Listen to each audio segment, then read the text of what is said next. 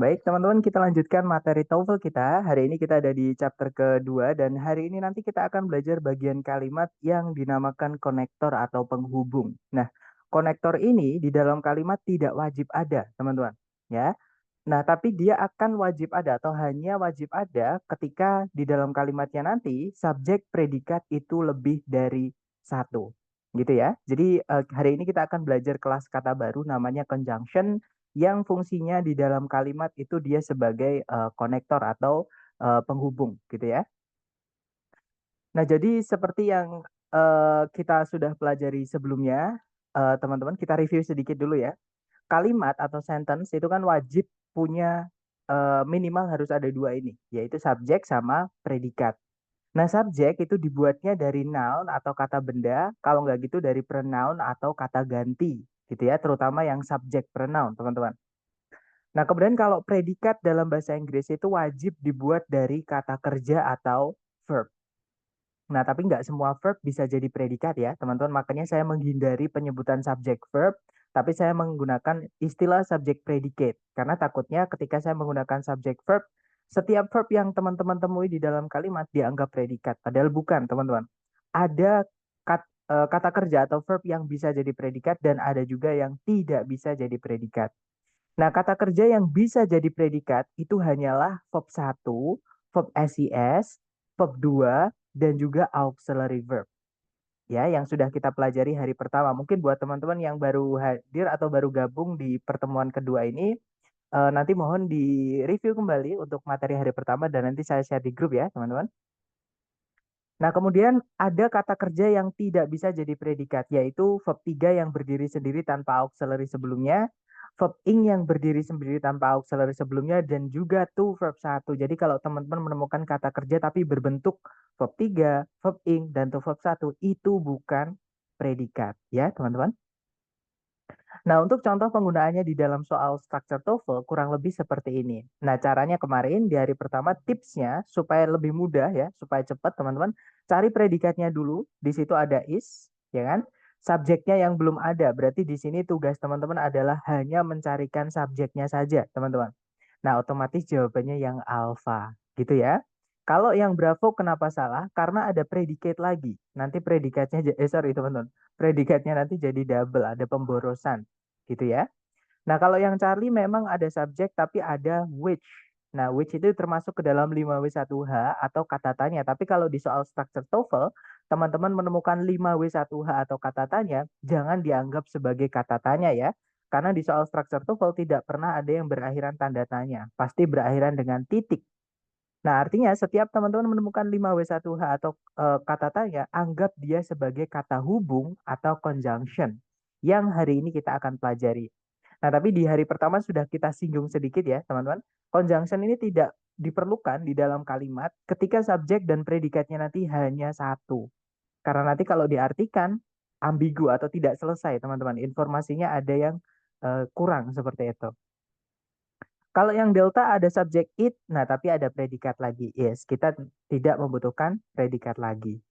Gitu ya. Nanti kalau dibaca, calcium is present in the body in greater amounts than any other mineral.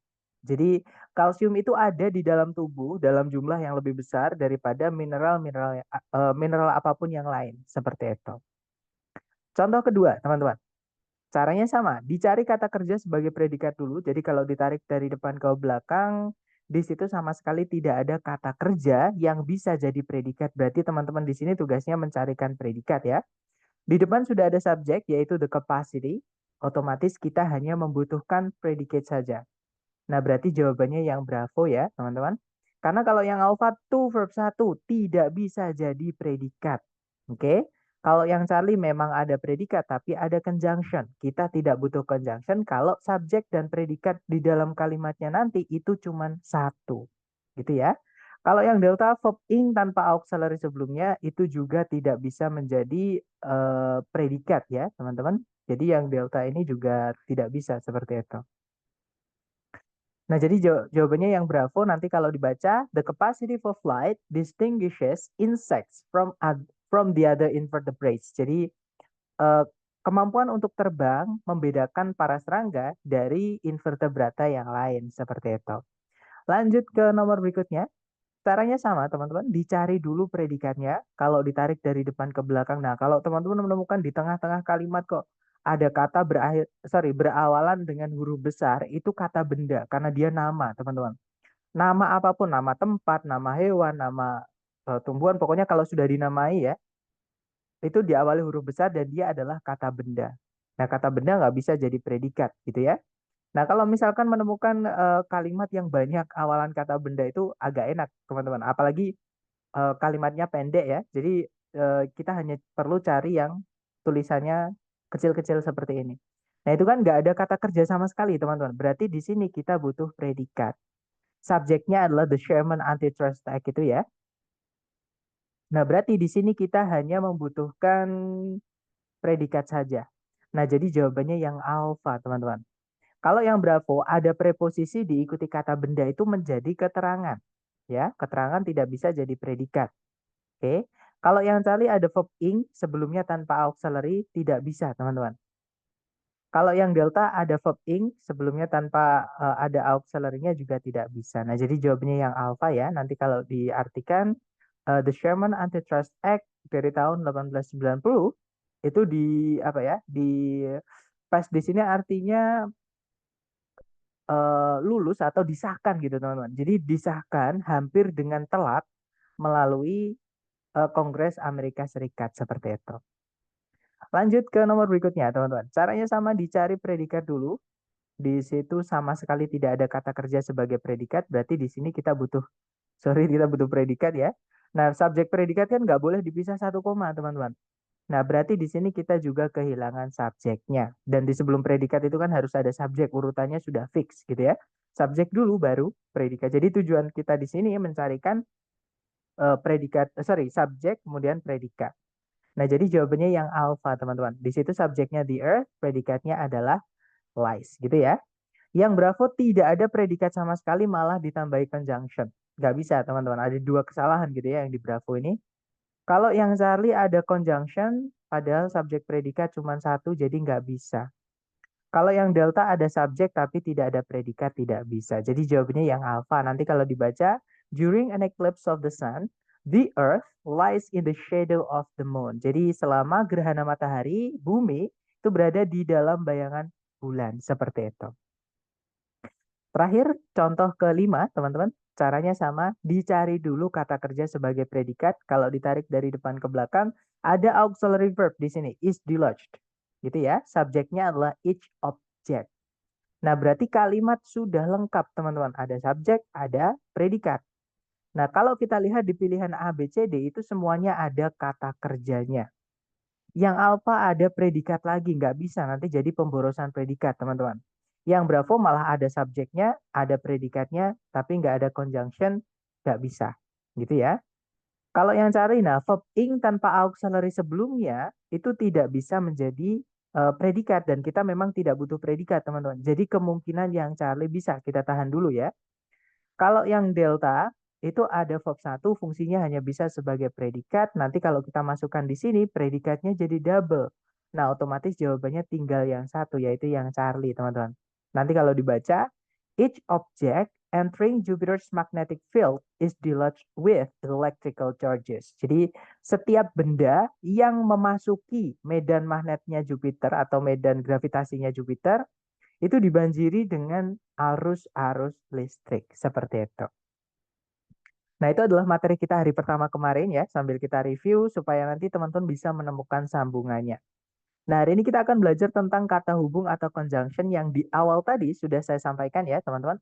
Conjunction itu di dalam kalimat tidak wajib ada. Oke, nah terus kapan dia ada? Jadi conjunction ini hanya diperlukan ketika kalimatnya nanti memiliki lebih dari satu subjek predikat. Jadi subjek predikat di dalam kalimat itu muncul lebih dari satu tidak apa-apa, teman-teman. Karena ada istilah namanya simple sentence atau kalimat sederhana yang dimana hanya memiliki satu subjek dan satu predikat saja. Nah, tapi ada juga kalimat itu memiliki lebih dari satu subjek, lebih dari satu predikat. Namanya kalimat majemuk gitu ya, yang mana di kalimat majemuk itu nanti atau kalimat yang memiliki lebih dari satu subjek predikat nanti itu kita membutuhkan yang namanya conjunction ini gitu ya. Nah, kita main-main sedikit dulu, teman-teman. Jadi misalkan nih, kalau misalkan teman-teman dari konteks yang saya sampaikan tadi, conjunction kan di dalam kalimat hanya diperlukan ketika subjek predikatnya lebih dari satu. Atau kalau ada conjunction di soal, maka teman-teman nanti akan membutuhkan lebih dari satu subjek predikat. Gitu ya. Nah, jadi teman-teman, misalnya kalau di soal teman-teman itu menemukan susunan conjunction subjek titik-titik koma subjek predikat, berarti yang hilang di titik-titik di situ apa, teman-teman? Yang harus kita carikan di pilihan A, B, C, D nanti.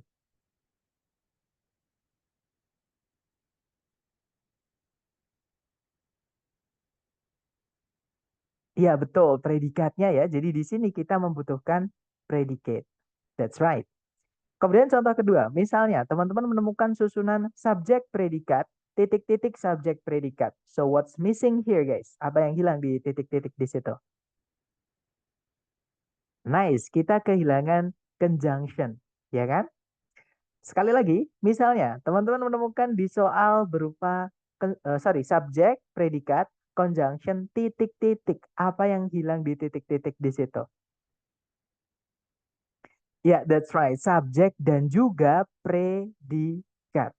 Gitu ya, teman-teman. Jadi di sini kita nanti harus dicarikan di pilihan A, B, C, D susunan subjek kemudian predikat. Jadi secara konsep penggunaan conjunction di dalam kalimat seperti ini. Atau kalau teman-teman menemukan di soal ada conjunction, maka dipastikan nantinya subjek predikat harus lebih dari satu. Gitu ya. Nah, sayangnya teman-teman, jadi sesuai penggunaan sudah dapat ya, teman-teman udah secara konsep udah dapat. Nah, sayangnya untuk jenis conjunction sendiri itu dibedakan menjadi dua, teman-teman. Jadi ada dua eh, kategori conjunction. Yaitu yang pertama ada namanya conjunction fanboys atau kalau di buku ya nyebutnya coordinate conjunction gitu ya. Nama nggak penting, teman-teman. Yang penting supaya lebih gampang kita nyebutnya fanboys gitu aja ya. Nah, kemudian ada juga conjunction itu yang dikategorikan sebagai selain fanboys. Selain fanboys ini ada subordinate dan ya umumnya subordinate, teman-teman. Cuman itu hanya nama, nggak penting gitu ya. Mungkin teman-teman penasaran apa sih bedanya koordinat sama subordinate? Bedanya kalau koordinat menghubungkan setara. Jadi namanya kalimat majemuk setara nantinya ya. Kalau subordinate kalimat utuhnya menjadi kalimat majemuk bertingkat seperti itu. Jadi ada anak kalimatnya. Kalau di fanboys tidak ada, teman-teman. Nanti anak kalimat kita pelajari hari ke-10. Intinya conjunction ini ada dua jenis yaitu fanboys sama selain fanboys, teman-teman. Nah, kenapa kok conjunction itu dibagi menjadi dua? Apa perbedaannya? Nah, perbedaannya adalah di penggunaannya. Sorry, untuk jenis-jenis apa sih fanboys dan apa sih yang selain fanboys? Maaf teman-teman, saya lupa. Jadi jenis-jenisnya dulu ya. Untuk fanboy sendiri itu cuma singkatan dari for, and, nor, but, or, yet, so. Jadi disingkat nanti jadinya fanboys. F-nya itu adalah for, artinya karena, bukan yang artinya untuk atau demi ya. Karena for yang artinya untuk atau demi, dia adalah preposition, bukan conjunction, teman-teman. Seperti yang saya sampaikan di hari pertama, dalam bahasa Inggris, tidak enaknya adalah kadang satu kata memiliki banyak arti, dan kadang kelas katanya juga beda. Kalau kelas katanya beda, penggunaan di dalam kalimat juga beda, teman-teman. Gitu ya. Nah, kemudian kalau yang A-nya itu adalah and, artinya dan, nor artinya juga tidak, but artinya tetapi atau namun gitu ya. Or artinya atau, yet artinya tetapi atau namun, sinonim dari kata but. So artinya sehingga atau jadi gitu ya. Nah, kalau teman-teman menemukan di soal kelas kata yang dicek di kamus itu adalah conjunction, tapi selain for, and, nor, but, or, yet, so, itu termasuk ke dalam yang selain fanboys atau non-fanboys gitu ya. Nah, contohnya misalnya teman-teman, sama-sama mau bilang karena, kalau di selain fanboys ini kita punya because atau since, itu artinya karena. Oke, nah tapi teman-teman harus hati-hati dengan satu vocab ini ya, karena ini kadang dijadikan di pilihan ganda, yaitu because of. Nah, because of itu satu kata, teman-teman. Oke, artinya juga karena, tapi kelas katanya dia adalah preposition. Jadi dia setelahnya tidak boleh diikuti subjek predikat kalau because of. Tapi kalau because saja artinya adalah karena. Sorry, dia adalah conjunction maksud saya. Artinya juga karena seperti itu. Gitu ya. Jadi hati-hati dengan because of karena berbeda dengan yang because saja. Kalau because saja itu conjunction, setelahnya harus subjek predikat. Sedangkan because of itu preposition, setelahnya tidak boleh subjek predikat. Setelahnya preposition itu haruslah object of preposition atau kata benda, teman-teman, yang nanti akan dirubah menjadi keterangan, gitu ya. Jadi kalau ada kata benda jatuhnya di setelah preposition itu kita nyebutnya object of preposition atau objek dari preposisi, seperti itu. Oke, nah nanti preposisi diikuti objeknya menjadi keterangan. Oke, lanjut lagi ke conjunction, teman-teman. Kita balik ke conjunction lagi. Kemudian berikutnya ada when, once, as, artinya ketika. Jadi as itu juga bisa jadi conjunction artinya ketika, teman-teman. Kemudian ada where artinya di mana. Ada juga which, who, that yang artinya yang. Nah, ini sengaja saya tebelin karena ada penggunaan yang agak berbeda untuk conjunction which, who, that ini yang nantinya akan kita pelajari di hari ke-10. Tapi mungkin teman-teman yang kemarin di hari Sabtu Minggu latihan di structure subjek predikat yang hard, levelnya hard, mungkin menemukan kasus ini, teman-teman. Menemukan kasus conjunction which, who, that yang artinya yang. Gitu ya. Karena waktu saya membuat soal itu saya eh, lupa gitu ya. Maksudnya lupa memasukkannya gitu dan sudah terlanjur masuk gitu. Akhirnya kebahas gitu, teman-teman. Kemudian berikutnya ada that artinya bahwa. Jadi that itu juga bisa diartikan bahwa ya ketika dia conjunction selain artinya yang, teman-teman. Ada juga while artinya sedangkan. While juga bisa diartikan di tengah-tengah atau di saat. Kemudian every time. Nah, ini saya salah ketik, teman-teman. Every time itu harusnya ada spasinya ya. Jadi bukan yang gandeng, tapi yang ada spasinya. Kalau every time yang gandeng itu kata sifat. Maaf, teman-teman. Dia kata sifat, bukan conjunction. Jadi ini nanti kalau teman-teman ngambil catatan, tolong dipisah ya atau dikasih spasi. Jadi every spasi time, seperti itu. Kemudian whenever, artinya sama, yaitu kapanpun. Kalau wherever ya dimanapun gitu ya, teman-teman. Ada juga although, sama dengan even though, sama dengan though saja, ya teman-teman, dia adalah conjunction artinya meskipun. Seperti itu. Kemudian whose yang diikuti kata benda. Contohnya di sini adalah whose daughter, yang anak perempuannya. Kalau misalkan whose son, yang anak laki-lakinya. Whose computer, yang komputernya. Whose friends, yang teman-temannya. Jadi yangnya gitu ya, teman-teman, conjunction whose ini. Nah, kemudian berikutnya ada the way. Banyak sekali yang kadang di soal itu kepleset dengan kata the way ini, teman-teman. Jadi banyak yang tidak tahu the way ini juga bisa jadi conjunction. Gitu ya. Jadi the way artinya sama dengan how, sama dengan as yang artinya seperti atau sebagaimana atau bagaimana, seperti itu. Itu ya. Dan masih banyak lagi, teman-teman. Conjunction yang selain fanboys itu ada banyak banget. Nggak cukup kalau kita bahas dalam satu pertemuan, seperti itu. Nah, intinya ketika teman-teman cek di kamus suatu kata, kelas katanya conjunction, tapi selain for, and, nor, but, or, yet. So, berarti dia masuk ke yang selain fanboys gitu ya. Dan juga 5W1H, teman-teman. 5W1H atau kata tanya kalau di soal structure TOEFL, anggap dia sebagai conjunction. Seperti itu. Nah, sekarang pertanyaannya adalah apa yang membedakan conjunction fanboys sama conjunction selain fanboys? Kenapa mereka sama-sama conjunction tapi kok dibedakan? Nah, karena ada perbedaan penggunaan di dalam kalimat, gitu ya. Perbedaan pertama adalah conjunction. Sebentar, sepertinya ada yang bertanya. Berarti conjunction ini harus dihafal. Sekali lagi, teman-teman. Saran saya jangan hafalan ya. Karena menurut saya, ya ini menurut saya pribadi sih. Hafalan itu menurut saya bukan belajar, tapi akan justru malah membebani kinerja, maksudnya kinerja otak teman-teman, tapi hasilnya tidak terlalu efektif. Nah, jadi saran saya untuk mendapatkan atau mengumpulkan vocab-vocab conjunction ini, teman-teman banyakin latihan. Ketika menemukan vocab berupa conjunction dan teman-teman merasa itu baru atau enggak baru tahu kalau itu conjunction gitu ya, silahkan dikoleksi, ditulis maksud saya, gitu ya teman-teman. Dengan begitu, itu nanti teman-teman akan lebih hafal. Dan ada, saya nggak tahu ya teman-teman, ini ada nggak penelitiannya, tapi yang saya rasakan adalah ketika kita menulis sesuatu dengan kalau hanya dihafal atau kita disuruh menghafalkan tulisan orang atau print-printan gitu ya, itu hasilnya lebih optimal atau lebih apa? Lebih kuat ketika itu adalah tulisan tangan kita sendiri. Jadi saran saya jangan pernah hafalan kalau mau belajar bahasa dengan cepat ya. Saran saya dipraktekin teman-teman dan dikoleksi. Saya sendiri pun masih kalau di kamar saya ini banyak ini loh apa namanya kertas manila terus saya lakban bening kemudian saya tulisin vocab-vocab gitu teman-teman.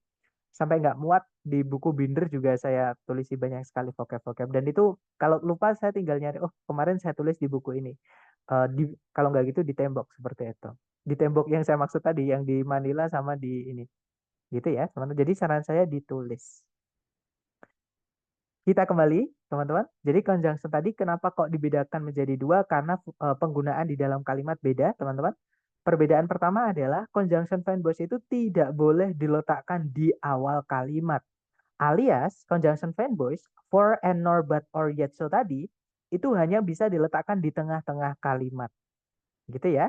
Sedangkan conjunction selain verb voice itu bisa diletakkan di tengah, juga bisa diletakkan di awal kalimat. Jadi kalau teman-teman menemukan di soal itu ada dua subjek, dua predikat, artinya kita butuh conjunction ya kan? Nah, titik-titiknya itu di paling depan atau di awal kalimat.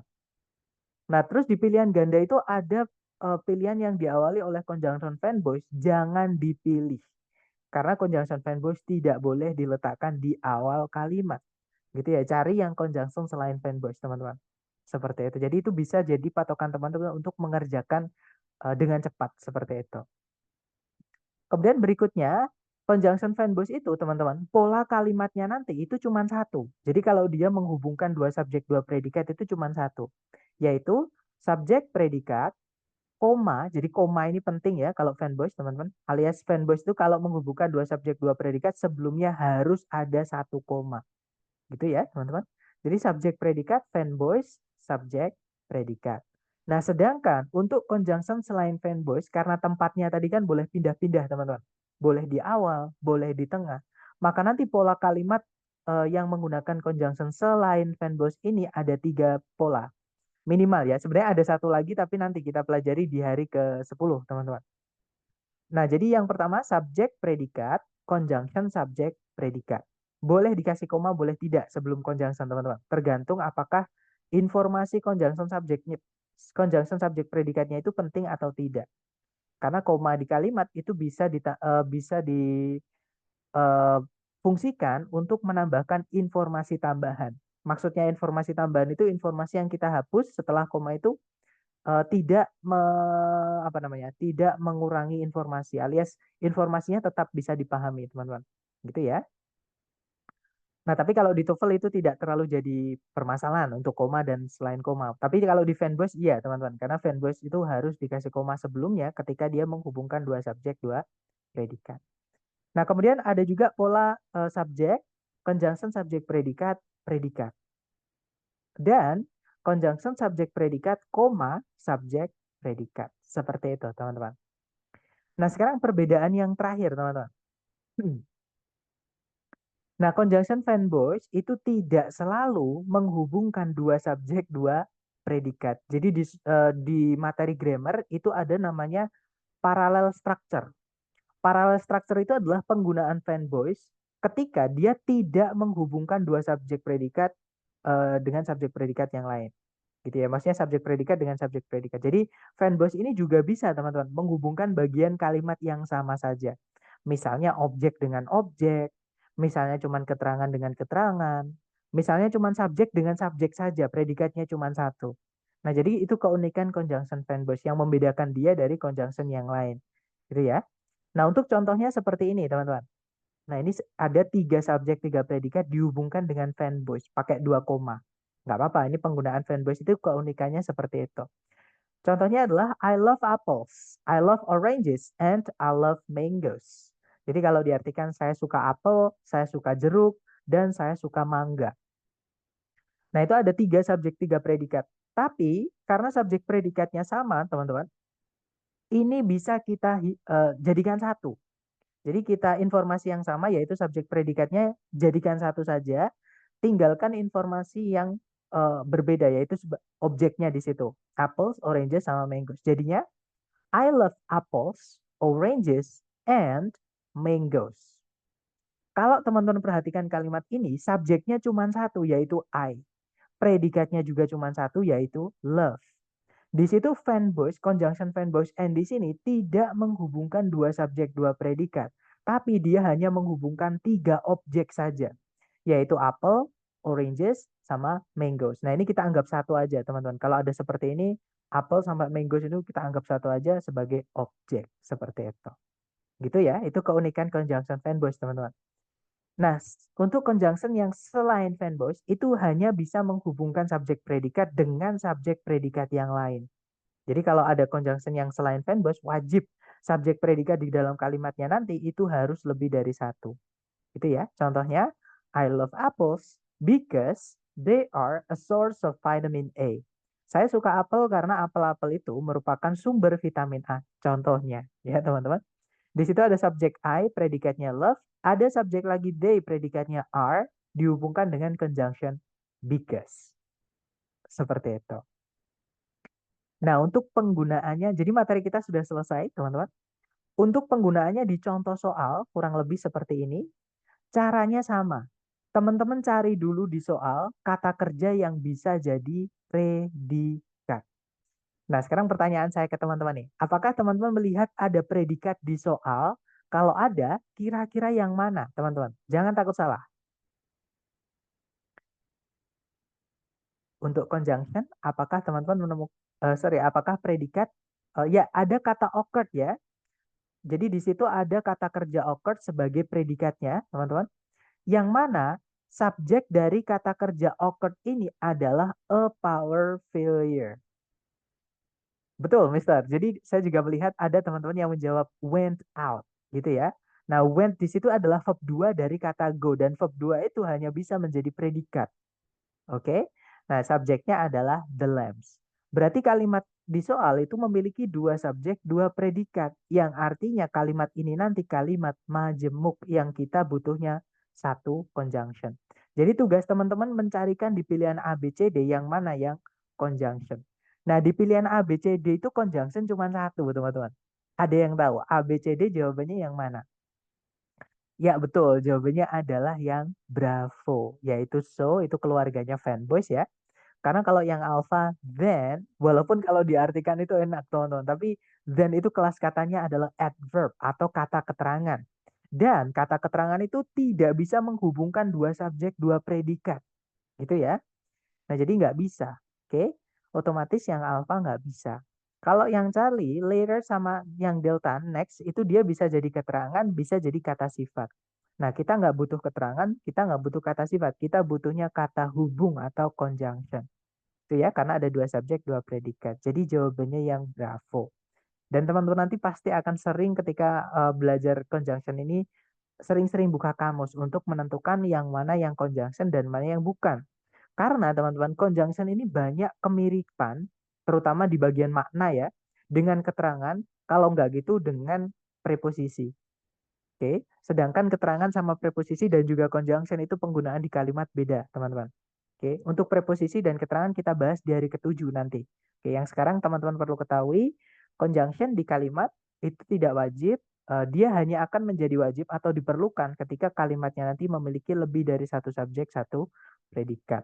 Kecuali untuk fanboys ya, kalau fanboys maka teman-teman harus cek dulu apakah fanboys itu nanti menghubungkan dua subjek, dua predikat atau bukan. Seperti itu. Oke, nice. Lanjut ke contoh berikutnya, teman-teman. Caranya sama, dicari predikatnya dulu. Pertanyaan saya ke teman-teman, coba dilihat di soal, adakah kata kerja yang bisa jadi predikat? Kalau ada yang mana? Betul, ada kata was, teman-teman. Nice. Subjeknya belum ada, berarti nanti kita harus carikan subjek. Tapi teman-teman jangan buru-buru cari subjek, ya, karena nanti bisa saja salah, teman-teman. Nah, sekarang kita cari lagi, ada nggak predikat? Nah, saya lihat teman-teman ada yang langsung menjawab, yaitu missed. Di situ ada predikat lagi, subjeknya adalah I. Nah, karena nanti subjek predikatnya ada dua, alias kalimatnya nanti majemuk, otomatis kita juga butuh conjunction sebelumnya subjek. Tugas teman-teman adalah mencari conjunction yang diikuti oleh subjek, gitu ya. Nah, sebelum saya menjawab, adakah teman-teman tahu A, B, C, D yang mana yang conjunction subject? Ya, betul. Jawabannya adalah yang delta, teman-teman. Di situ ada conjunction since, artinya karena ya, bukan artinya sejak, teman-teman. Karena kalau artinya since yang sejak, setelahnya atau yang subjek predikat yang tidak pakai conjunction itu nggak boleh pakai past. Harus pakai have nanti, have verb 3, teman-teman. Atau have been verb ing gitu ya. Karena itu nanti rumusnya kalau mungkin teman-teman pernah belajar tenses, pastinya pernah ya di sekolah, tapi mungkin teman-teman ada yang lupa, ada yang ingat gitu.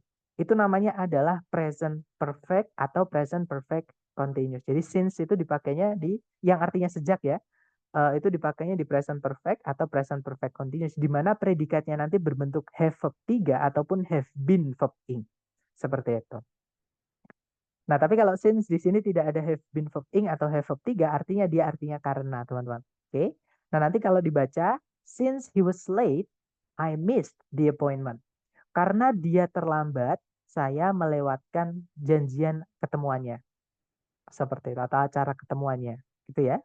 Kalau yang alpha kita nanti akan kehilangan conjunction, jadi nggak bisa, teman-teman ya. Kalau yang bravo, cuman ada conjunction, nggak ada subjek. Jadi nggak bisa.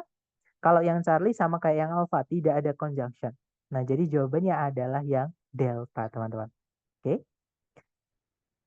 Nah, ternyata contohnya sudah habis. Mungkin sebelum kita ke contoh latihan buat teman-teman, adakah yang pengen teman-teman tanyakan dulu sebelum kita ke latihan soal? Silahkan kalau ada pertanyaan, teman-teman.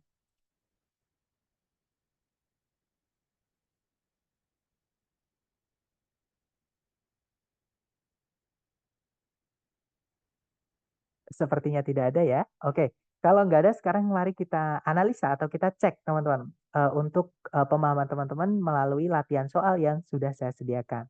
Di sini ada satu soal, jangan takut benar, waktunya 30 detik di pojok kanan atas, dimulai dari sekarang. Silahkan, teman-teman.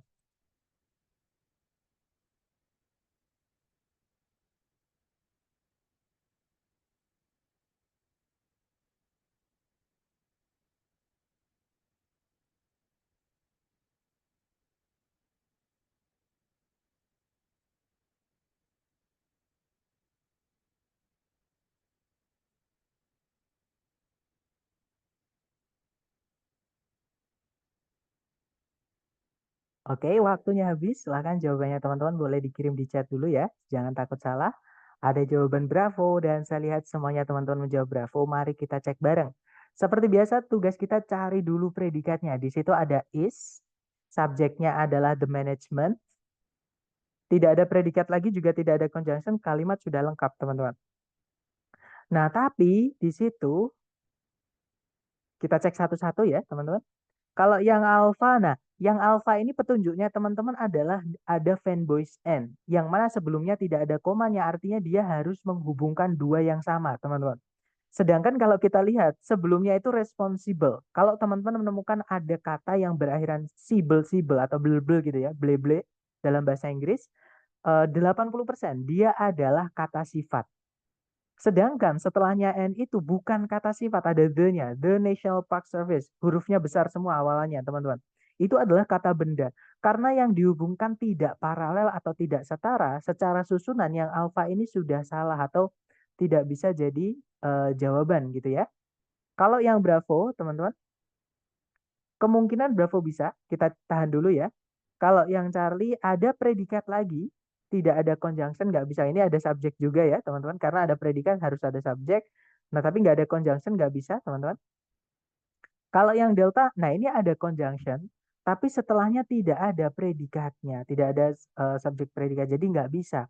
Oke, nah jadi jawaban yang tepat adalah yang Bravo saja, gitu ya. Kalau yang Alpha itu tadi, fanboys-nya tidak menghubungkan dua yang sama. Jadi jawaban yang tepat yang Bravo, teman-teman. Nanti kalau dibaca, the management of national monuments in the United States is the responsibility of the National Park Service. Jadi eh, apa ya, pengaturan atau perawatan dari monumen-monumen nasional di Amerika Serikat adalah tanggung jawab dari eh, the National Park Service. Nggak perlu diartikan ya teman karena nama seperti itu. Lanjut ke nomor berikutnya. Jangan takut salah, dicoba dulu 30 detik dimulai dari sekarang. Silahkan.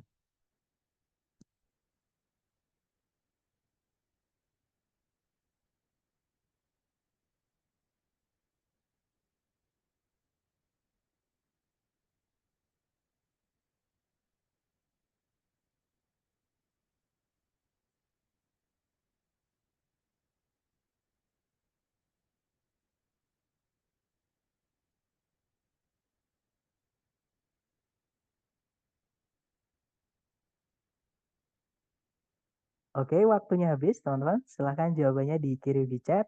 Dan saya lihat teman-teman semuanya menjawab alpha. Mari kita cek bareng. Seperti biasa dicari predikatnya dulu. Kalau ditarik dari depan ke belakang, di situ ada predikat was ya. Subjeknya adalah it. Kemudian tidak ada predikat lagi, juga tidak ada conjunction yang menghubungkan dua subjek dua predikat.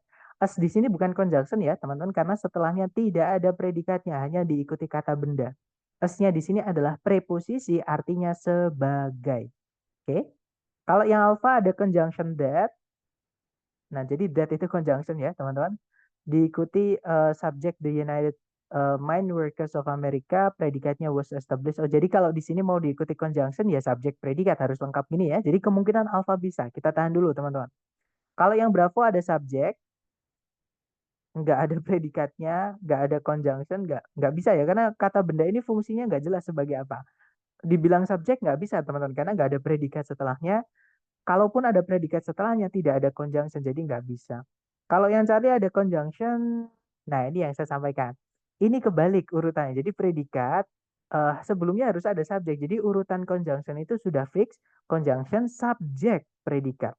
Nggak boleh dibalik-balik, karena kalau dibalik-balik nanti jadi pertanyaan teman-teman. Sedangkan di soal structure TOEFL tidak pernah ada yang ditutup dengan tanda tanya. Pasti ditutup dengan tanda titik. Gitu ya. Jadi diingat-ingat, conjunction itu urutan setelahnya sudah fix. Conjunction subjek predikat. Oke, tidak boleh dibolak-balik. Kalau yang delta, jadi yang Charlie sebentar, nggak bisa ya teman-teman, karena dia karena dia kebalik. Kalau yang delta di situ ada subjek, ada predikat, nah tapi tidak ada conjunction, tidak bisa ya teman-teman. Nah, berarti jawabannya yang alpha. Nanti kalau dibaca, it was in 1890 that the United Mine Workers of America was established. Jadi kalau as a labor union, maaf, was established as a labor union. Ini kalau diartikan kurang lebih di tahun 1890-an lah, kalau diartikan gitu ya, teman-teman, bahwa the United Mine Workers of America atau Serikat Pekerja Tambang di Amerika gitu ya, itu didirikan atau dibentuk sebagai serikat tenaga kerja atau serikat kerja gitu ya teman-teman. Kemudian Mr. S itu conjunction or not. Kalau di sini bukan teman-teman. Ya, seperti yang dijelaskan oleh Mr. Z, bukan karena ya dia adalah preposisi sebagai. Karena kalau conjunction setelahnya harus ada subjek predikat. Jadi gini teman-teman, kalau teman-teman cek di kamus, sebentar saya bukakan kamus dulu ya.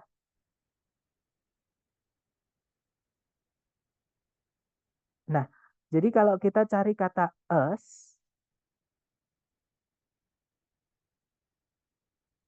nah ketika teman-teman mencari kata us, itu ada tanda angkanya, setelahnya ada angkanya.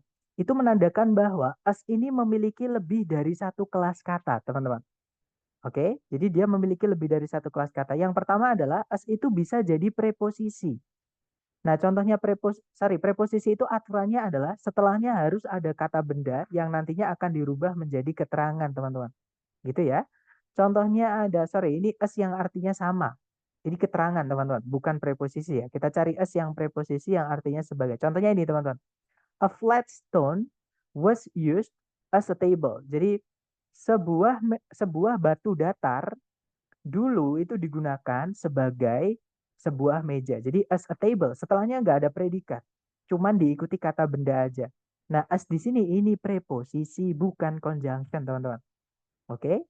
Nah, tapi kalau as yang conjunction, kita cek. Nah, as yang kedua, kelas katanya adalah conjunction. As yang conjunction itu setelahnya wajib ada subjek predikatnya. Contohnya, as we do. Nah, itu ada as, terus diikuti we do. Gitu ya. Contoh lagi, teman-teman. Nah, ini. We'd better leave things as they are. Oke, jadi as they are. Ada subjek they diikuti predikat are. Oke. Contoh lagi, teman-teman. Nah, ini. As I explained. Ada I, setelah as ya, ada I diikuti predikat explained. Seperti itu. Jadi, seperti yang saya sampaikan di hari pertama, di dalam bahasa Inggris, satu kata itu kadang memiliki lebih dari satu arti dan memiliki lebih dari satu kelas kata. Kalau kelas katanya beda, otomatis penggunaan di kalimat juga beda walaupun katanya sama. Nah, cara mengenalinya teman-teman lihat kanan kirinya. Kalau as setelahnya subjek predikat berarti dia conjunction. Kalau as setelahnya cuma diikuti benda seperti ini aja, yang nantinya akan dirubah jadi keterangan, berarti as-nya itu adalah preposition. Gitu ya. Jadi cara mengetahuinya seperti itu, teman-teman. Nah, jadi jawabannya adalah yang alpha. Lanjut ke nomor berikutnya. Silahkan teman-teman coba dulu 30 detik dimulai dari sekarang. Silahkan.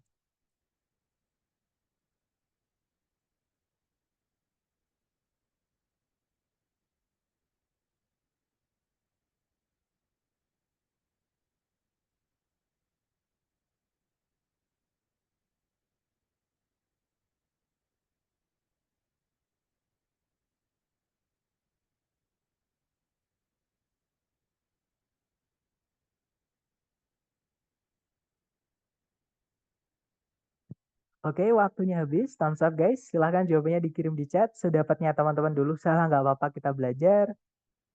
Kemudian ada jawaban alpha.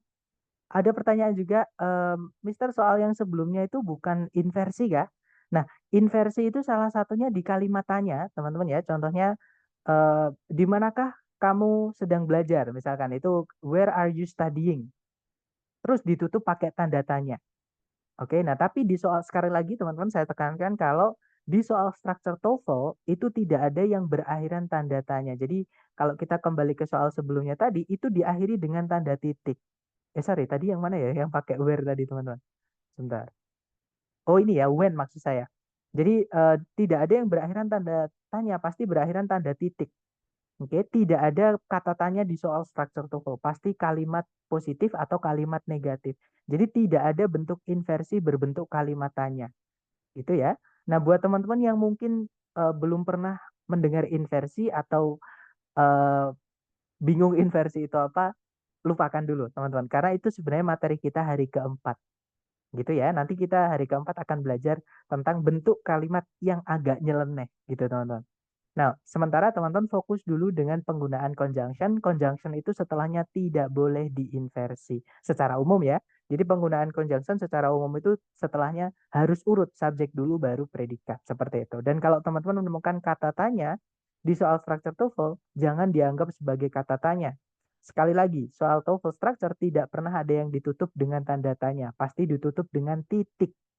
Oke, jadi kalau ada kata tanya, anggap dia sebagai conjunction atau kata hubung. Itu ya. Nah, sekarang kita bahas untuk soal yang tadi, nomor 3. Caranya sama, teman-teman cari dulu predikatnya. Di situ ada rely, subjeknya adalah they. Kemudian ada predikat lagi yaitu hunt, subjeknya adalah owls.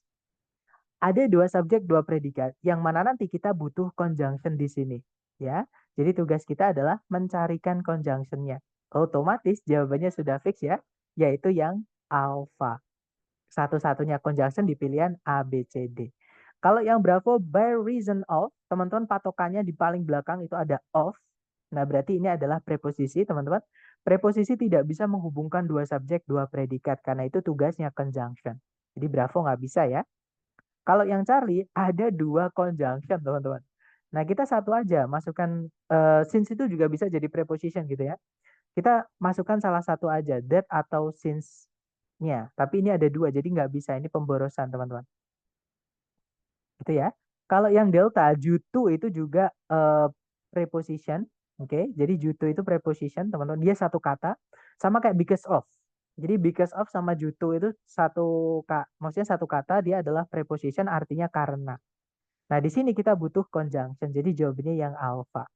Nanti kalau diartikan karena mereka bergantung pada penglihatan malam, burung hantu itu berburu secara efektif di kondisi yang eh, apa? eh, kedap cahaya atau tingkat cahayanya itu rendah seperti itu. Kita lanjut ke nomor berikutnya, teman-teman. Dicoba lagi 30 detik dimulai dari sekarang, silahkan.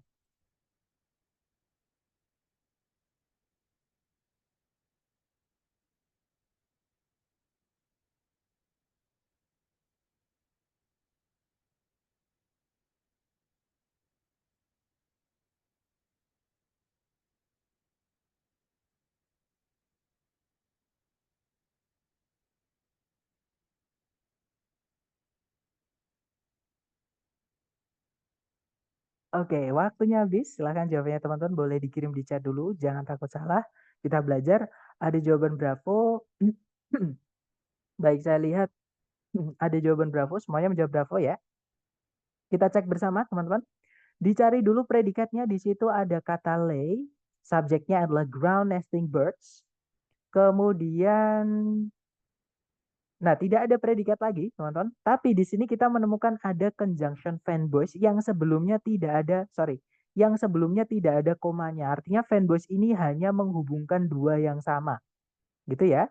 Nah kalau kita lihat di sebelumnya itu kan ada verb 1, di pilihan ganda itu juga verb, maka di sini kita carikan yang verb 1 juga. Oke, A, B, C, D yang verb 1 itu cuma satu teman-teman, yaitu yang bravo. Jadi jawabannya yang bravo ya. Kalau yang alpha verb ing, sorry, yang apa itu verb ing padahal sebelumnya sama sekali nggak ada verb ing, teman-teman. Di predikat, maksudnya di setelahnya predikat ya, karena subjek sama predikat itu beda bagian. Oke, jadi fanbase-nya kalau di setelah predikat kita nggak boleh larinya ke sebelum predikat, teman-teman. Kemudian kalau yang Charlie, to verb 1 juga sama. Sebelumnya fanbase itu sama sekali tidak ada to verb 1, sedangkan fanbase harus menghubungkan dua yang sama ya. Kalau yang delta, nah di sini ada subjek lagi tapi setelahnya tidak ada predikatnya seperti itu. Jadi apalagi ada of diikuti over preposisi ketemu preposisi yang lain kan nggak bisa, harus selesaikan dulu preposisi yang ini baru diikuti preposisi yang lain. Maksudnya selesaikan itu harus ada objeknya dulu ya untuk dirubah jadi keterangan. Baru kalau setelahnya mau diikuti keterangan lagi berupa preposition, sorry ini keterangan ya teman-teman. Over di sini keterangan. Diikuti keterangan itu bisa. Ini bukan preposisi karena setelahnya ternyata ada preposisi. Over itu bisa jadi preposisi, bisa jadi keterangan, tapi dia tidak bisa jadi conjunction, teman-teman. Gitu ya. Berarti itu cukup satu subjek ya. Betul, Mister. Jadi subjeknya satu, tapi predikatnya dua, dihubungkan satu fanboys. Nggak apa-apa, teman-teman. Contohnya, kayak misalkan kita bilang, ayah merokok di pagi hari dan bekerja di siang hari. Nah, itu kan misalkan aja ya, contoh, teman. Jadi ayah atau ayah eh, misalkan ayah saya eh, stay di rumah saat pagi dan pergi bekerja saat siang. Misalnya contohnya gitu teman. Jadi itu ada dua predikat yaitu yang pertama adalah stay di rumah, kemudian yang kedua adalah pergi bekerja. Nah, subjeknya cuma satu yaitu ayah. Contohnya gitu. Jadi di dalam kalimat fanbase itu bisa menghubungkan apa aja, bisa dua subjek, dua predikat, ataupun bagian kalimat yang sama, misalnya subjek dengan subjek aja, predikat dengan predikat aja, objek dengan objek aja, ataupun keterangan dengan keterangan aja. Seperti itu. Berarti conjunction harus menghubungkan kalimat yang setara ya. Kalau fanboys jawabannya iya, fanboys harus menghubungkan yang setara, namanya parallel structure, teman-teman. Misalnya kalau simple past harus, kalau tensesnya tidak harus, teman-teman. Ya, jadi tenses itu tidak harus sama. Ini pemahaman yang banyak orang pahami, tapi sebenarnya tidak, teman-teman. Atau coba kita cek di kamus ya. Saya juga belum pernah membuktikan, tapi harusnya di kamus ada sih, teman-teman. Coba kita cari kata and yang menghubungkan dua subjek, dua predikat. Kita lihat apakah tensesnya selalu sama. Sebentar, kita cari yang menghubungkan dua subjek, dua predikat. Sebentar, apakah sudah saya share? Oh, sudah ya, teman-teman. Nah, kalau ini sama ya. He plays the guitar and sings folk songs. Nah, ini yang sama juga, teman-teman. She didn't speak. Ini lampau ya. Simple past. Di sini juga spoke. Uh, Lampau juga. Jadi sama tidak apa-apa. Tapi saya pernah dapat itu yang tidak sama, teman-teman. Sebentar, kita cek. Tapi di film, bukan di ini ya, teman-teman. Nah, contohnya di sini. Ini ada bentuk bentuk kalimat yang beda tensesnya, teman-teman. I missed supper. Saya melewatkan supper itu sahur atau makan makan apa ya, teman? Makan ya kalau kita nyebutnya sahur gitu ya. Sahur itu kata kerjanya kata bisa disebut sahur, bisa pokoknya makan yang larut-larut gitu, teman-teman. Jadi saya melewatkan supper dan saya sekarang itu kelaparan. Nah, itu ada missed, itu kan verb 2 lampau. Diikuti oleh am. Itu dia present. Atau present itu bisa dianggap verb 1 atau verb SES dari to be-nya I gitu ya, teman-teman. Atau coba kita cari contoh lain.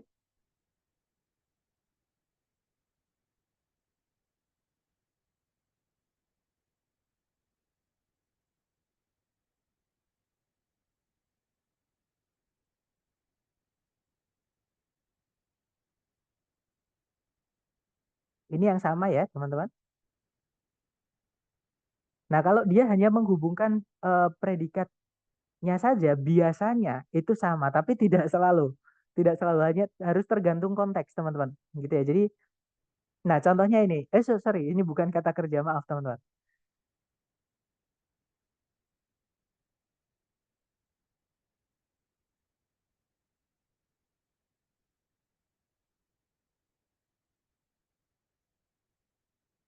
Nah, contohnya berarti yang hanya tadi ya, yang untuk yang kita temukan di sini di kamus, untuk contoh yang tensesnya itu apa namanya?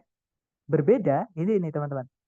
Oke, jadi I missed supper pakai verb 2, kemudian I am starving itu kan pakai present. Present itu jadi miss itu verb 2 lampau, teman-teman. Am itu present sekarang atau fakta gitu ya. Jadi jawabannya apakah harus sama? Jawabannya tidak. Tergantung konteks, teman-teman. Jadi bagaimana menentukan kalimat dengan berbeda tenses dalam soal TOEFL? Jadi bagaimana, tenang aja teman-teman, ada alasan kenapa saya tidak menjelaskan tenses di materi saya. Karena di soal struktur TOEFL itu tidak pernah ada yang mempermasalahkan tenses. Tidak ada pertanyaan mengenai tenses. Untuk TOEFL yang asli dari ITS ya.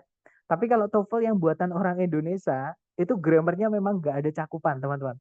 Ya, jadi grammarnya terlalu liar. Maksudnya liar itu tidak bisa diprediksi. Artinya kalau teman-teman fokus dengan eh, apa TOEFL yang buatan orang Indonesia atau prediksi kita biasanya saya nyebutnya ya, teman-teman belajarnya 3 bulan. Itu nanti belajar grammar dari grammar basic sampai grammar advance. Dari mulai dari word atau kata sampai clause atau klausa, teman-teman. Seperti tapi kalau di TOEFL ini saya fokus ke strategi cepat mengerjakan, jadi saya berikan ke teman-teman yang perlu dipelajari saja. Gitu ya. Saya dengar-dengar sekarang TOEFL ITP tidak merujuk ke Longman lagi. Eh, karena Longman itu bukan pembuat TOEFL, teman-teman. Gitu ya. Jadi bisa dibilang dari dulu pun sebenarnya TOEFL ITP itu tidak merujuk ke Longman, tapi Longman itu membeli materi dari apa namanya ITS dan mereka membuat bukunya, gitu ya. Jadi maksudnya membeli dari ITS, saya pernah dengar teman-teman Indonesia pun juga beberapa lembaga itu ada yang membeli soal dari ITS. Jadi soal-soal yang sudah tidak dipakai lagi itu sama ITS dijual belikan buat materi-materi ajar, gitu ya. Dan saya pun juga dapatnya dari mereka yang membeli-membeli itu, teman-teman. Seperti itu. Jadi bisa dibilang kenapa saya nggak pakai buku Longman juga karena seperti saya ulangi lagi ya teman-teman, buku Longman itu dibuatnya tahun 2003 dan setiap tahun TOEFL itu mengalami perubahan. Contohnya yang tahun 2023 sampai 2024 aja itu ada perubahan, yaitu kalau dari kalau di tahun 2023 di listening itu tidak ada soalnya. Jadi cuman pilihan A B C D-nya saja, teman-teman. Tapi kalau di tahun 2024 sekarang sudah dipermudah, yaitu teman-teman ketika tes, soalnya itu juga dilampirkan. Jadi lebih mudah, teman-teman. Tapi tetap ya, walaupun lebih mudah, waktunya cuman 12 detik. Jadi teman-teman harus sering-sering latihan seperti itu. Jadi bisa dibilang tapi saya dulu memang ketika ngajar offline pakai Longman, tapi karena saya juga tuntutan lembaga ya, teman-teman. Dan banyak yang merasa kesulitan, walaupun sudah belajar 3 bulan itu. Padahal di structure, karena strukturnya ada 60 bab. Seperti itu. Itu ya, jadi saya pakai materi saya sendiri, teman-teman, yang sudah saya sederhanakan, yaitu yang saya sampaikan ke teman-teman ini. Dan teman-teman tidak perlu khawatir tentang tenses. Tenses itu kalau kita jabarkan, teman-teman, eh, aktifnya itu hanya aktif saja ya, itu ada 16. Aktif dan positif dan negatif itu nanti ada 32 bentuk kalimat. Kemudian kalau misalkan dipasifkan, itu nanti jadi 64. 64 setelah diaktifkan dan dipasifkan, itu nanti dirubah menjadi kalimat tanya. Yang yes no itu ada 128 bentuk kalimat. Jadi nggak akan ada habisnya. Jadi saya lebih fokus ke eh, subjek predikat yang mana teman-teman saya sampaikan di hari pertama, teman-teman fokus saja pada bentuknya. Predikat itu verb 1, verb SES, verb 2, auxiliary verb. Gitu ya. Untuk perbedaannya have verb 3, eh, will verb 1, apa itu tidak ditanyakan di TOEFL. Seperti itu. Contohnya ini yang teman-teman pelajari seperti ini.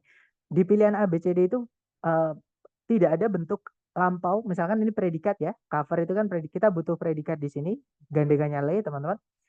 Eh, di sini cover tidak ada covered, tidak ada covers, tidak ada misalkan has covered, misalkan seperti itu gitu ya, atau have covered, nggak ada teman-teman.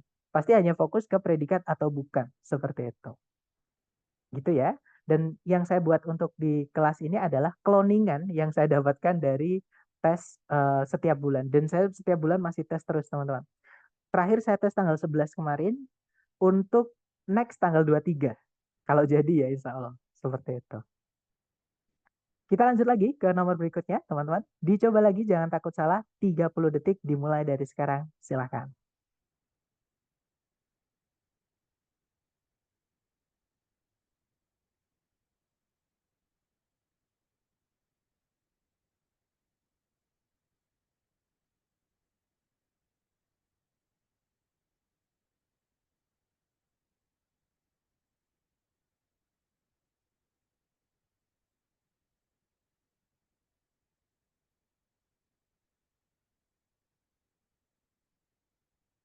Oke, waktunya sudah habis. Silahkan jawabannya teman-teman boleh dikirim di chat dulu. Sedapatnya teman-teman jangan takut salah.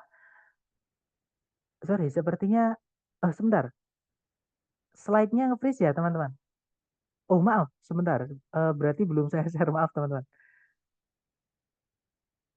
Oke, nah silakan. Waktunya 30 detik dimulai dari sekarang. Silakan.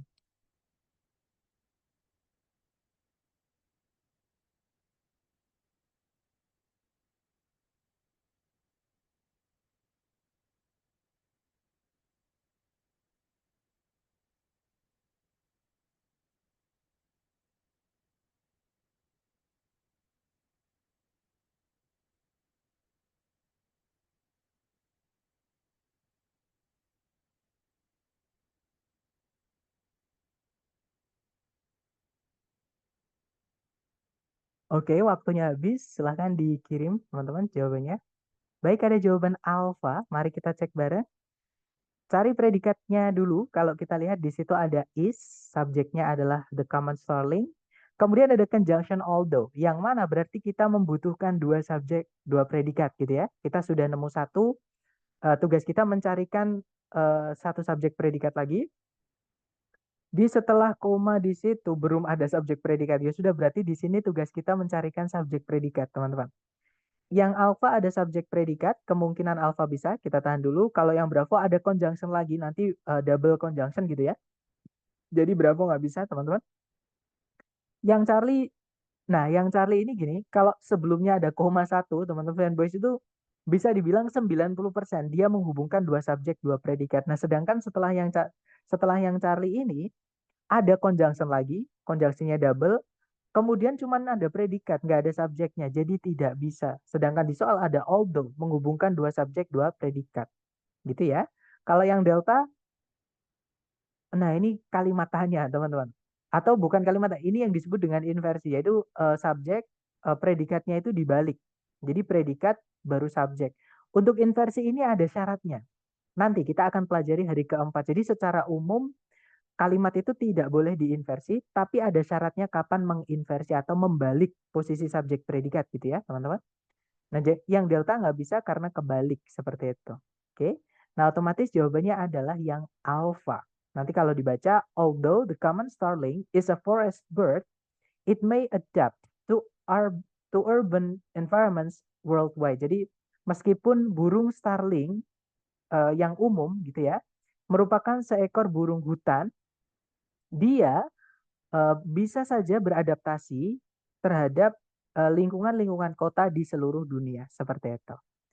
Lanjut lagi ke nomor berikutnya. Silahkan teman-teman, 30 detik dimulai dari sekarang. Silahkan.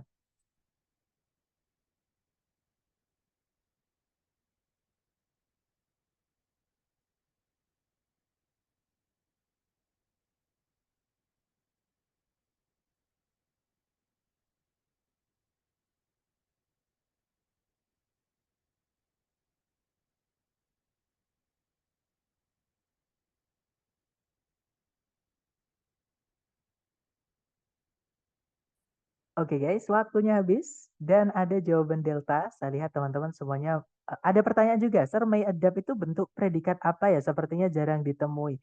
May adapt dari kata may itu adalah auxiliary, keluarga modal, Mister. Hari pertama ya kita belajar tentang auxiliary atau kenalan dengan auxiliary. Nah, dari 4 keluarga auxiliary, may ini masuk ke dalam keluarganya modal auxiliary. Dan kalau teman-teman menemukan susunan auxiliary verb, ya sudah itu adalah predikat seperti itu. Oke, jadi kalau pertanyaannya Maeda bentuk predikat apa? Itu adalah auxiliary verb, Mister. Bentuknya modal verb satu. Oke, jadi ada jawaban Charlie dan juga Delta. Mari kita cek bareng, teman-teman. Cari predikatnya dulu. Di situ ada advances. Subjeknya agriculture, ada conjunction even though. Berarti kita akan membutuhkan satu subjek, satu predikat lagi ya. Kalau dicek di setelah titik-titik sudah ada subjek yaitu eliminates. Maksud saya predikat, maaf teman-teman, bukan subjek tapi predikat. Tapi belum ada subjeknya. Nah, teman-teman jangan terjebak dengan by no means ya. Jadi gini, teman-teman, by no means itu adalah satu kata, artinya adalah tidak. Jadi untuk menegatifkan itu selain pakai not, kita juga bisa pakai by no means. By no means itu artinya tidak sama sekali. Atau kalau teman-teman penasaran, bisa dicek di kamus. Kita cari kata, eh, coba ya, by no means. Atau nanti kalau nggak ada ya kita cari means-nya dulu, teman-teman. Nah, ada ternyata. Jadi, by no means atau not by any means itu artinya sama dengan not at all. Nah, inilah yang saya sebut dengan written expression, teman-teman. Jadi, ungkapan-ungkapan tertulis atau vocab-vocab yang mereka itu ngartikannya nggak bisa kata per kata, tapi harus satu kesatuan. Ada juga yang nyebutnya idiom, nggak apa-apa. Teman-teman sebut idiom, nggak apa-apa. Ada yang menyebutnya phrasal word atau compound word, nggak apa-apa. Nama itu bebas. Yang penting teman-teman paham kalau itu satu kata gitu ya teman-teman. Jadi by no means itu artinya tidak, dia adalah keterangan. Sama kayak not teman-teman, seperti itu. Gitu ya. Nah sekarang kita kembali ke PPT. Nah berarti di sini kita hanya membutuhkan subjek saja. Oke, nah jadi jawabannya adalah yang Charlie teman-teman. Oke, kalau yang alpha sama yang bravo, salahnya karena dia ada conjunction lagi. Sebelumnya kan ada koma, berarti ada dua conjunction yang menghubungkan dua subjek, dua predikat nanti teman-teman. Oke, fanboys, sebelumnya ada koma menghubungkan dua subjek, dua predikat. 80% gitu ya. Kemudian kalau yang delta ada subjek, nah tapi ada predikat lagi, nanti predikatnya double pemborosan predikat. Seperti itu. Jadi jawabannya yang Charlie teman-teman. Nanti kalau dibaca, even though agriculture advances with technology, it by no means eliminates all farming risks. Jadi kalau diartikan, meskipun pertanian itu semakin maju bersamaan atau beriringan dengan teknologi, dia atau pertanian itu tidak, sorry, berarti it di situ teknologi teman-teman. Jadi teknologi itu tidak eliminate itu menghentikan atau menghilangkan atau menghapus gitu ya, tidak menghapus semua resiko-resiko yang ada dalam pertanian. Misalkan resiko gagal panen, resiko hama dan seterusnya. Walaupun teknologi semakin maju, gitu ya. Maksudnya seperti itu, teman-teman. Sebentar, sebenarnya ada yang bertanya, bagaimana kita tahu berbagai kata conjunction yang tergolong non-fanboys? Nah, ini vocab. Teman-teman, kalau pertanyaannya adalah, bagaimana kita bisa tahu kelas kata? Salah satunya adalah conjunction, teman-teman harus konsultasi ke vocab. Maksud saya ke kamus, maksud saya. Karena itu adalah masalah vocab, teman-teman, atau kosakata.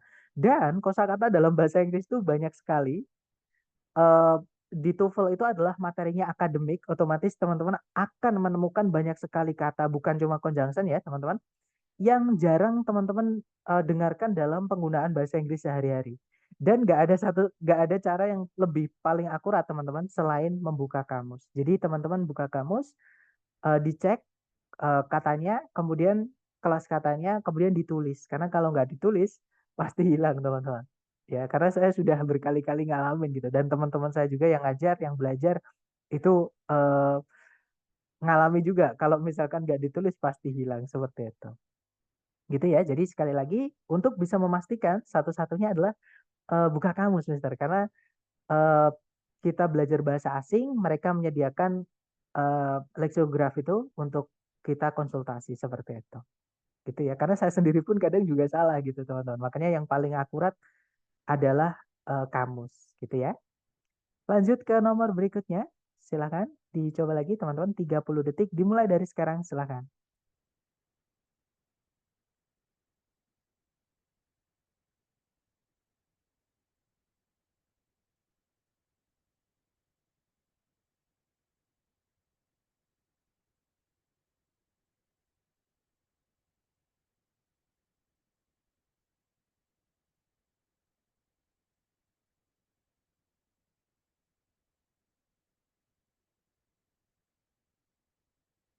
Oke, waktunya habis.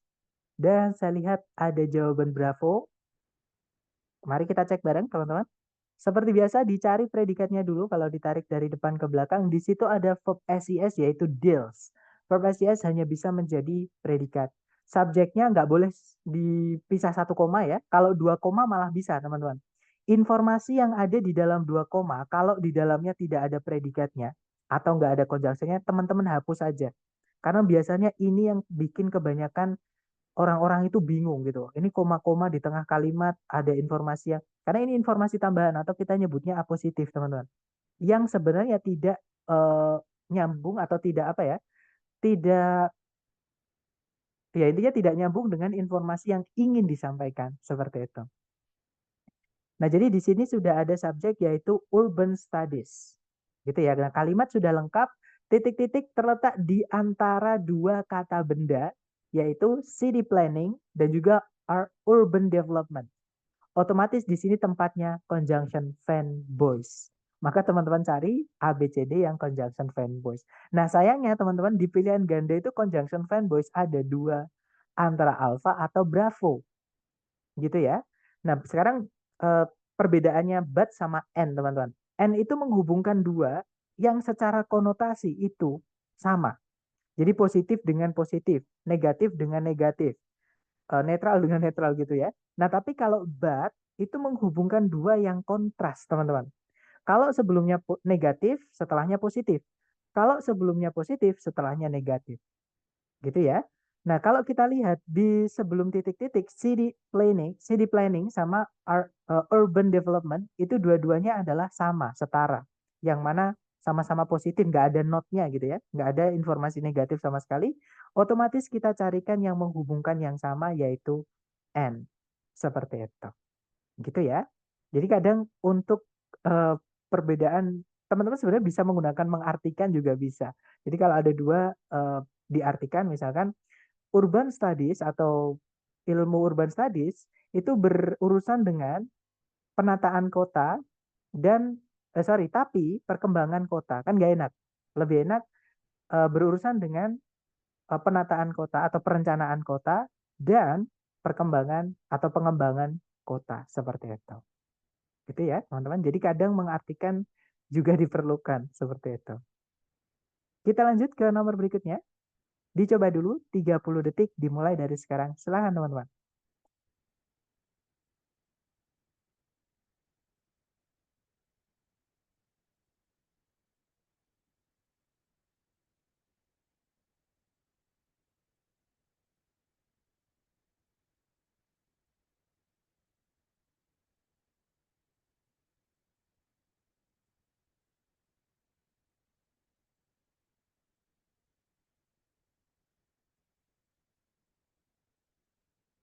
Oke, waktunya habis.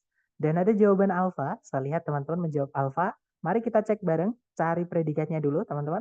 Di situ ada are, subjeknya they. Di depan ada because, tapi setelahnya tidak ada subjek predikat lagi. Ya sudah, berarti tugas kita di sini adalah mencarikan subjek predikat. Gitu ya. Nah, jawabannya yang alfa, teman-teman. Di situ ada subjek likens, predikatnya adalah can thrive. Oke, kalau yang Bravo nggak ada predikatnya nggak bisa. Sorry teman-teman. Kalau yang Charlie di situ nggak ada predikatnya juga ya. Kalau yang Delta sama, tidak ada predikatnya juga. Jadi jawabannya yang Alpha nanti kalau diartikan karena lichen itu bisa hidup di permukaan-permukaan batu yang gersang atau yang gundul gitu ya.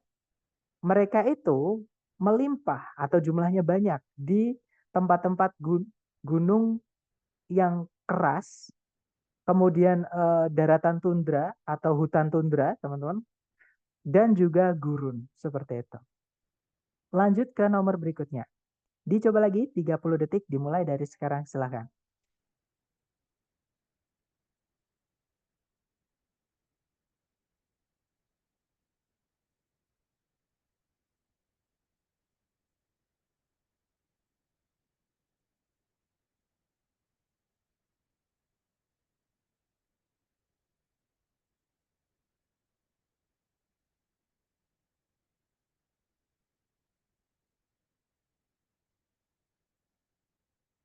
Oke guys, waktunya habis dan silahkan jawabannya teman-teman. Saya lihat ada jawaban Bravo, semuanya menjawab Bravo. Kita cek bersama.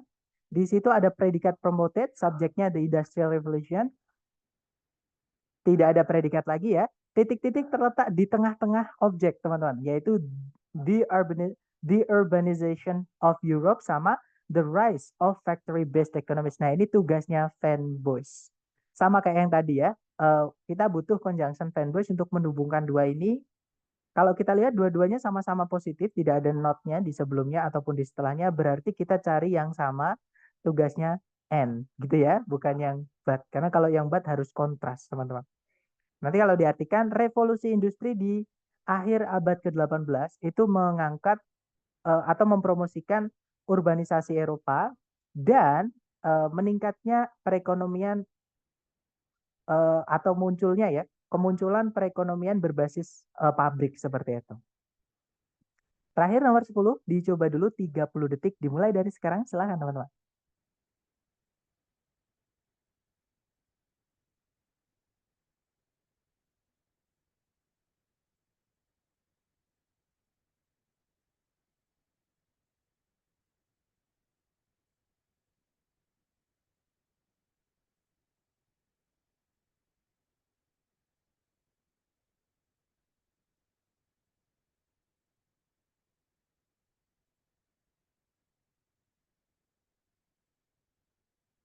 Oke, waktunya habis teman-teman. Dan saya lihat ada jawaban Bravo. Teman-teman semuanya menjawab Bravo. Mari kita cek bareng ya. Cari predikatnya dulu. Di situ ada kata are prioritized. Kemudian subjeknya precise technique and graceful movement ya teman-teman. Sorry. Yang dihubungkan dengan fanboys ini ya. Jadi kita anggap satu aja subjeknya. Nah, tapi ada predikat lagi, yaitu convey, subjeknya adalah expressive gestures. Berarti di sini kita butuh conjunction yang nantinya menghubungkan dua subjek, dua predikat ini, teman-teman. Nah, di pilihan ganda itu ada conjunction and, itu conjunction, yang Charlie itu juga conjunction, teman-teman. Itu ya. Sebentar, kita tahan dulu. Nah, yang Bravo, despite itu preposisi, kita nggak butuh preposisi ya. Kita butuhnya conjunction. Yang delta juga sama. With itu preposition, teman-teman. Kita tidak butuh preposition. Kita butuhnya conjunction. Nah, kalau ada seperti ini, eh, teman-teman bisa berpatokan pada koma di sebelum titik-titik. Weather itu sebelumnya nggak boleh dikasih koma ya, teman-teman. Nah, sedangkan fanboys itu sebelumnya harus dikasih koma ketika dia menghubungkan dua subjek, dua predikat. Nah, berarti jawabnya yang alpha. Atau teman-teman juga bisa menggunakan cara mengartikan. Misalkan kalau yang alfa kita masukkan ke titik-titik, artinya jadinya seperti ini, teman-teman. Dalam classical ballet atau tarian balet klasik, teknik yang precise itu teknik yang tepat gitu ya. Dan gerakan-gerakan yang anggun atau elok itu diprioritaskan atau menjadi prioritas utama.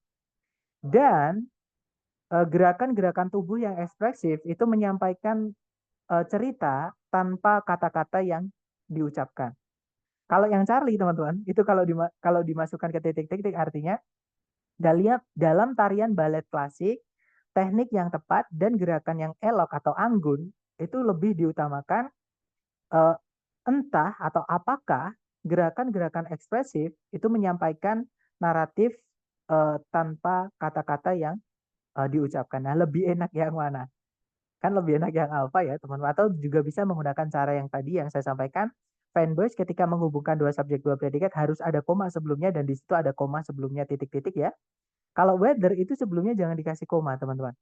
Oke, karena nanti alasannya akan kita pelajari di hari ke-10 seperti itu. Nah, itu tadi materi kita tentang conjunction ya. Sambil saya absen, kalau teman-teman ada pertanyaan mungkin silakan.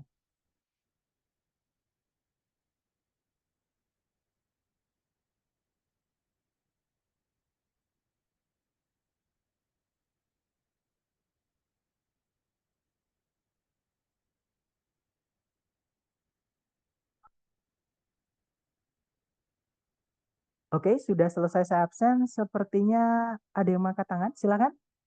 Siapa ini, teman-teman? Silakan kalau ada pertanyaan, teman-teman boleh di-unmute. Ada Saya pertanyaan dari... Oh, iya, silakan, Miss. mau nanya, kalau misalnya untuk subjek itu diawali dengan in atau at, itu termasuk subjek atau bukan? Bukan, Miss. Karena itu in, at, for, with, dan teman-temannya itu namanya kelas katanya preposisi. Jadi Oh, ya, jadi preposition atau preposisi itu setelahnya wajib ada objeknya berupa kata benda atau kata ganti. Gitu ya, teman-teman. Jadi, sorry, kata ganti itu pronoun, maaf teman-teman. Saya singkat pro gini ya, pro itu berarti pronoun gitu. Nah, preposition plus noun atau pronoun itu nanti dia akan berubah menjadi keterangan. Jadi satu kesatuan berubah menjadi keterangan atau adverb. Dan adverb itu tidak bisa jadi subjek, Miss. Nah, apalagi kata benda ini fungsinya dia bukan subjek tapi objek. Objek apa? Objek of preposition atau objek dari prepositionnya. Jadi bukan bukan apa namanya? Bukan subjek. Loh, Sir, saya pernah menemukannya tapi dia di depan sendiri. Nah, perlu teman-teman ketahui, keterangan itu bisa dipindah di awal kalimat. Contoh ya, saya menaruh buku di dalam tas itu. Nah, di dalam tas itu adalah keterangan tempat. Yang awalnya tas itu adalah kata benda, karena sebelumnya ada in, yaitu di dalam, itu menjadi keterangan tempat, teman-teman. Nah, di dalam tas itu bisa kita pindah ke depan kalimat. Jadinya, di dalam tas itu, saya menaruh buku saya. Nah, subjeknya tetap saya ya, bukan di dalam tas itu. Seperti itu, Mas. Jadi kalau diingat ya. kan ada kalimat yang di buku di Longman itu kayak gini nih bunyinya, Sar. In the Iya. past, a career in politics was not considered acceptable in some circle. Tadinya saya bilang itu salah karena saya mengira in the past, a career in politics-nya itu bukan subjek kan. Tapi ternyata di kuncinya itu benar. Berarti yang bagian subjeknya itu di bagian mana?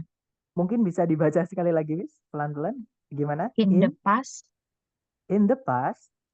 a career in politics, Nah, ini subjeknya. A career, sorry, career atau kurir atau karir, karir. karir ya? Oh, Iya. career.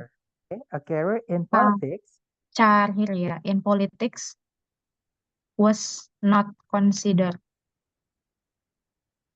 considered acceptable in some circles. acceptable in some circle. Iya. Sorry, circles. Nah, kalau dilihat nih, di sini ada kata walaupun nggak ada komanya ya. Memang di soal Hmm? TOEFL ini walaupun nggak ada komanya nggak kalau di buku.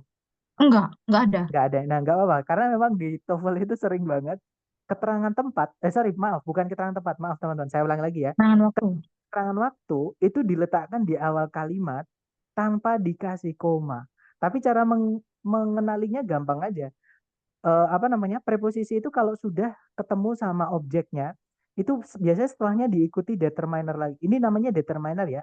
And the Hmm. itu kalau dari keluarganya artikel. Tapi nanti itu kita pelajari hari ke-6. Intinya kalau teman-teman menemukan the atau atau an, berarti dia sudah memulai bagian kalimat yang lain gitu ya, entah dia itu Oh, sebagai subjek entah dia sebagai objek, karena nggak mungkin in di sini kan sudah punya objek yaitu in the past, ada the-nya di situ, sudah selesai artinya di sini in the past. Nah, kalau sudah selesai posisinya berarti sudah sendiri, maksudnya sudah selesai dia sebagai keterangan. Nah, setelahnya ada lagi, artinya dia memulai satu bagian kalimat yang baru. Karir di sini dia adalah kata benda, seperti itu gitu ya. oke, Nah, oke. kata benda diletakkan di sebelumnya predikat dan dia lepas tanpa ada preposisi sebelumnya yang mengikat dia ya, berarti dia adalah subjeknya. Nah, setelahnya ada politics itu, tapi dia diikat sama preposisi lagi. Jadi ini keterangan lagi. Gitu ya. Jadi memang keterangan itu di dalam kalimat ada berapapun nggak masalah, teman-teman. Karena keterangan itu ada yang berdiri sendiri sebagai keterangannya kalimat SPOK. K-nya itu keterangan, teman-teman. Tapi ada juga yang dia hanya menjelaskan kata yang lain. Contohnya in politics di sini ini menjelaskan kata benda karir. Jadi karir di bidang politik seperti itu, Mas. Jadi Oke, kalimat ini sudah benar seperti itu. terima kasih, Sar. Oke. Kemudian tadi ada pertanyaan di chat. Eh, sebentar. Tadi yang mana ya? Kemarin pas pertemuan pertama hadir tapi lupa absen, Mister. Nah, nanti mohon buat teman-teman juga yang mungkin baru gabung hari ini, karena saya lihat di grup ada beberapa nomor baru ya yang dimasukkan. Nanti silakan diisi link yang saya kirimkan, dan itu hanya bisa diisi pertama kali, maksudnya hari pertama, teman-teman. Jadi hanya bisa diisi sekali. Nanti untuk sisanya itu saya yang akan mengecek daftar hadir teman-teman sendiri, gitu ya.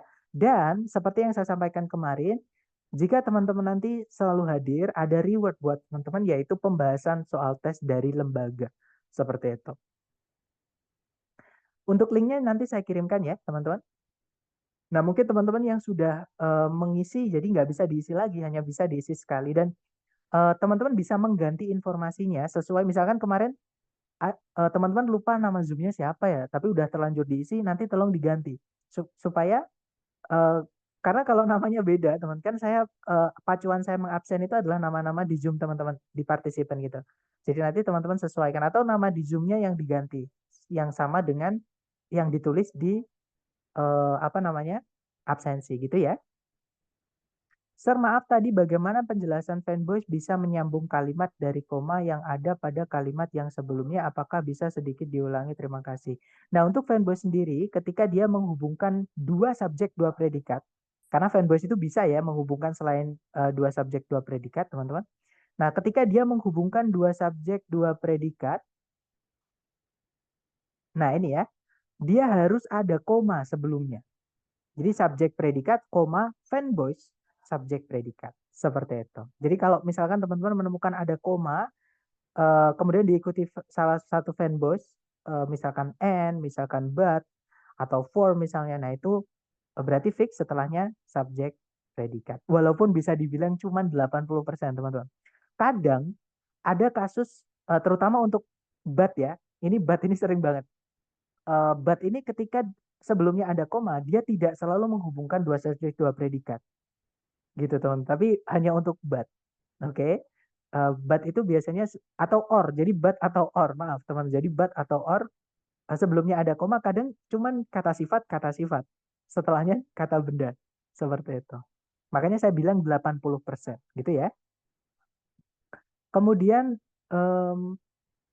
whether tadi sebagai conjunction artinya apakah atau ada arti lainnya, Sir? Bisa diartikan apakah, bisa diartikan entah, bisa diartikan apa ya? Ya weather itu contohnya gini, I don't know whether it's going to rain. Saya tidak tahu apakah atau saya tidak tahu entah ini mau hujan atau tidak. Jadi I don't know whether it's raining or not atau it's going to rain or not seperti itu. Jadi weather artinya apakah atau juga bisa diartikan entah seperti itu. Kemudian, Mister contoh penggunaan because dan because of gimana? Nah, ini pertanyaannya lumayan bagus, teman-teman. Kita sekali lagi ya, kalau teman-teman penasaran dengan penggunaan, teman-teman buka kamus, cari kata dasarnya. Kata dasarnya adalah because. Nah, kalau teman-teman cek di kamus, because itu ada angkanya, artinya dia memiliki lebih dari satu kelas kata. Nah, kita cek dulu yang conjunction, contohnya gimana? Supaya teman-teman bisa eh, melihat atau memperhatikan ya untuk penggunaannya. Jadi contoh yang pertama, we did not enjoy the day because the weather was so awful. Kalau teman-teman perhatikan di sini ada conjunction because, sebelumnya ada subjek we, predikatnya adalah did not enjoy. Itu auxiliary verb, teman-teman. Oke. Kemudian subjek kedua adalah the weather, predikatnya adalah was. Ini bukan auxiliary ya. Jadi kalau to be setelahnya nggak ada verbnya itu bukan auxiliary, teman-teman. Namanya linking verb. Oke, karena auxiliary setelahnya harus ada verbnya. Sama kayak do itu kalau nggak ada verb setelahnya, misalkan I did it, saya melakukannya atau saya berhasil, itu did-nya bukan auxiliary, teman, tapi itu adalah verb murni, artinya melakukan. Seperti itu. Jadi ini adalah contoh because yang menghubungkan dua subjek, dua predikat, karena dia conjunction. Nah, tapi because juga bisa jadi preposition, teman-teman. Nah, contohnya ini ya. Because of. You use because of before a noun when giving the reason for something. Contohnya adalah I was late because of the traffic. Nah, setelah kata because of itu cukup diikuti objeknya saja. Seperti pertanyaannya salah satu dari teman-teman nanti tentang penggunaan in, on, at. Nah, salah satu keluarga in, on, at, for, with, dan sebagainya adalah because of. Karena kelas katanya preposisi, penggunaannya juga sama dengan preposisi yang lain. Yaitu diikuti kata bendanya saja. Tapi ini bukan subjek, teman-teman. Ini adalah object of preposition. I was late because of the traffic. Jangan bilang, atau yang salah ya, ini contoh yang salah, don't say because the traffic. Jadi jangan bilang I was late because the traffic. Kalau teman-teman mau pakai because the traffic harus ada predikatnya. Misalkan I was late because the traffic was terrible. Ada was-nya sebagai predikat. Itu kalau pakai because. Gitu ya. Tapi kalau pakai because of jangan dikasih was. Jangan bilang I was late because of the traffic was terrible. Jangan, teman-teman. Oke, jadi harus dicermati penggunaannya apakah dia yang preposisi atau conjunction. Yang preposisi itu because of, tidak boleh subjek predikat setelahnya. Kalau because itu conjunction, setelahnya wajib subjek predikat. Contohnya, I was late because the traffic was bad. Contohnya seperti itu. Jadi ada was-nya di situ. Predikat ya, subjeknya the traffic. Seperti itu. Kemudian kalau misalkan tidak mahir menggunakan teknik menerjemahkan, padahal ada beberapa soal, ini buat sampai sini dulu ya teman-teman. Buat teman-teman ini buat motivasi. Ketika saya tes setiap bulan yang saya ceritakan tadi, teman-teman, nanti di akhir pertemuan pun saya juga akan spill kenapa kok bisa saya setiap bulan itu bisa tes kadang 4 kali, 6 kali gitu ya. Nanti saya akan ceritakan di akhir, teman-teman. Cuman untuk sekarang yang perlu teman-teman pahami adalah saya pun juga kadang tidak tahu arti yang saya temukan, teman-teman. Tapi dari posisi kalimat, saya bisa menebak, oh ini adalah predikat. Ini kata kerja ini. Ini adalah predikat, karena tempatnya di setelahnya subjek yang sudah selesai. Seperti itu. Atau kebalikannya, oh di situ ada predikat, oh berarti itu sebelumnya subjek. Cari kata benda yang tidak termakan atau tidak terikat preposisi, alias saya biasanya nyebutnya kata benda bebas, teman-teman. Ya, itu nanti jadi subjek. Nah, seperti itu. Jadi, teman-teman akan menguasai teknik ini ketika teman-teman sering-sering berlatih. Dan saya pun tidak ada lelahnya masih membuat latihan-latihan yang saya upload di YouTube terus. Jadi buat fasilitas teman-teman yang pengen latihan bisa diakses di YouTube saya seperti itu. Kemudian saya baca lagi, padahal ada beberapa soal yang mengharuskan menerjemahkan. Betul teman-teman, terutama materi kita besok tentang kata kerja. Bisa dibilang harus 90% menerjemahkan kata kerja tersebut. Gitu ya. Nah, tapi kembali lagi, berarti kalau menerjemahkan masalahnya adalah di vocab. Sekali lagi, vocab itu bisa diperkaya hanya dengan latihan, bukan hafalan. Percuma teman-teman hafalan 1000 vocab ternyata nggak ada yang keluar. Kan jadi sayang gitu ya. Tapi kalau teman-teman latihan-latihan soal yang apa namanya berbasis TOEFL, contohnya soal-soal yang saya buatkan itu kan cloningan dari yang TOEFL yang saya dapatkan, teman-teman. Verb-verbnya atau vocab-vocabnya itu juga saya sesuaikan juga. Gitu ya, otomatis akan banyak vocab yang teman-teman dapatkan di latihan akan keluar juga kemungkinan di tes nanti seperti itu. Jadi teman-teman dapatkan yang teman-teman butuhkan yang akan keluar di tes seperti itu. Apakah ada trik lain? Nah, kalau triknya saya berikan di kelas ya, teman-teman. Jadi, kalau trik itu saya berikan di kelas ini adalah trik atau strategi mengerjakan. Dan ini, kalau teman-teman udah terbiasa ya, tidak ada 5 menit, 40 soal selesai. Percaya, teman-teman. Rata-rata saya mengerjakan itu kalau nggak 4 menit, 5 menit. Itu mengerjakan bagian struktur saja. Yang soalnya ada 40, nggak ada 5 menit, sudah selesai. Tapi memang perlu dilatih, teman-teman. Karena yang saya perhatikan ketika saya mengajar privat ya, kan kalau privat itu bisa diamati, teman-teman. Eh, buat teman-teman yang sudah apa ya, sudah expert atau sudah terbiasa, sudah bagus gitu ya, strukturnya itu kira-kira membutuhkan waktu sekitar 19 menitan untuk 40 soal itu sampai 23, ya sampai 25 itulah. Nanti mungkin intinya nggak kurang, 25 menit itu nggak kurang teman-teman, seperti itu. Tapi kalau teman-teman belum terbiasa latihan, hanya di kelas saja mendengarkan teori tanpa tanpa praktek, trust me guys, nanti ketika di latihan pun pasti teman-teman tertabrak dengan miskonsepsinya teman-teman. Atau miskonsepsi yang saya maksud itu kadang yang saya maksud dengan yang teman-teman tangkap itu biasanya beda. Tapi ketika teman-teman latihan, teman-teman akan tahu maksud saya yang saya sampaikan di teori dengan prakteknya. Seperti itu. Jadi saran saya untuk menerjemahkan, saya juga sendiri juga tidak pakai cara itu, walaupun ada memang betul. Beberapa soal TOEFL ITP structure itu ada yang menuntut untuk tahu artinya, teman-teman. Gitu ya. Tapi kalau teman-teman nanti ketika sering latihan akan dapat strateginya. Gitu. Oke. Atau teman-teman juga boleh ketika latihan sambil tanya saya, misalkan, Sir, kalau saya menemukan cara baru nih, gini, bener nggak sih kalau misalkan saya beranggapan gini gini gini gini gitu ya. Nanti kalau misalkan saya merasa oh cara itu nggak bisa dipakai dengan soal ini, nah nanti akan saya berikan soalnya. Coba kerjakan soal ini dengan cara yang itu. Biasanya saya seperti itu teman-teman. Nanti teman-teman akan tahu sendiri. Oh iya ternyata nggak bisa ya. Oke, berarti pakai cara yang saya sampaikan aja. Jadi kayak gitu teman-teman ya. Jadi sering-sering latihan untuk menemukan kesulitan teman-teman sendiri dan untuk mempertajam yang sudah teman-teman kuasai. Seperti itu. Kemudian jadi subjeknya a career ya, Sir. Betul, kalau yang tadi yang ditanyakan salah satu dari teman-teman tadi mengenai yang di buku tadi, subjeknya a career, bukan yang in the past. Karena in the past keterangan waktu artinya di masa lalu. Itu kalau dipertanyakan kapan, teman-teman. Kapan itu menanyakan keterangan waktu. Oke, jawabannya di masa lalu atau in the past. Kak untuk who, when, itu kadang selain jadi konjungsi juga, kalau when nggak bisa teman-teman. When tidak bisa jadi conjunction ya. Maksudnya tidak bisa jadi subjek, maaf saya ralat. When itu conjunction yang hanya bisa jadi conjunction. Tapi kalau who, itu betul. Who itu bisa jadi conjunction juga bisa merangkap sekaligus jadi subjek. Tapi itu materi kita hari ke-10. Jadi mohon maaf saya belum bisa menjelaskan hari ini karena takutnya buat teman-teman yang benar-benar nggak ada basic, kesulitan nanti memahami itu. Jadi nanti ya di hari ke-10 saya akan menjelaskan itu. Seperti itu. Kemudian baik saya terima kasih. Oke, sama-sama teman-teman. Kak mau nanya yang by no means tadi kelewat saya. By no means itu satu kata. Jadi di bahasa Inggris itu contohnya kayak in front of. In front of itu satu kata teman-teman. Walaupun tulisannya ada 3 kata ya. In, front, sama of. Itu satu kata. Sama kayak in spite of.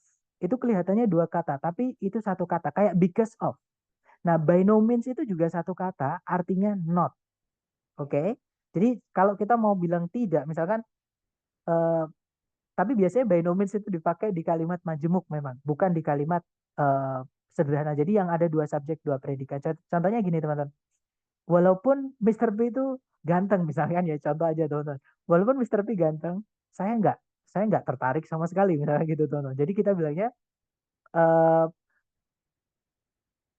while atau even though Mr. P is handsome atau Mr. P is good looking gitu ya teman-teman, I am by no means interested in him atau apa ya ya interested in his style misalkan gitu. Jadi apa namanya by no means itu menegatifkan tanpa kata not seperti itu.